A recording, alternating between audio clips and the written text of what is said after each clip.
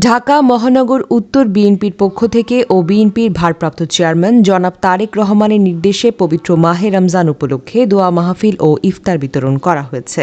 ১৩ই March ২০২৫ রোজ বৃহস্পতিবার রাজধানী মোহাম্মদপুরে দোয়া মাহফিল ও ইফতার বিতরণ করা হয়। দোয়া মাহফিল ও ইফতারের আয়োজন করে ঢাকা মহানগর উত্তর মোহাম্মদপুর থানা বিএনপির সংগ্রামী আহ্বায়ক, রাজপথের লড়াকু সৈনিক, কর্মীবান্ধব জননেতা জনাব শুক্কুর মাহমুদ।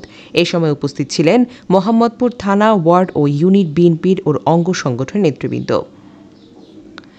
দোয়া মাহফিল ও ইফতার বিতরণ অনুষ্ঠানে শহীদ প্রেসিডেন্ট জিয়াউর রহমানের আত্মার মাগফিরাত কামনা ও বিএনপির চেয়ারপারসন বেগম খালেদা জিয়ার রোগমুক্তি ও সুস্বাস্থ্য কামনা করে মোনাজাত করা হয়। এছাড়া বিএনপির ভারপ্রাপ্ত চেয়ারম্যান জনাব তারেক রহমানের নেতৃত্বে যেন সুখী ও সমৃদ্ধির একটি বাংলাদেশ গড়ে ওঠে, সেই জন্য দোয়াও করা হয়।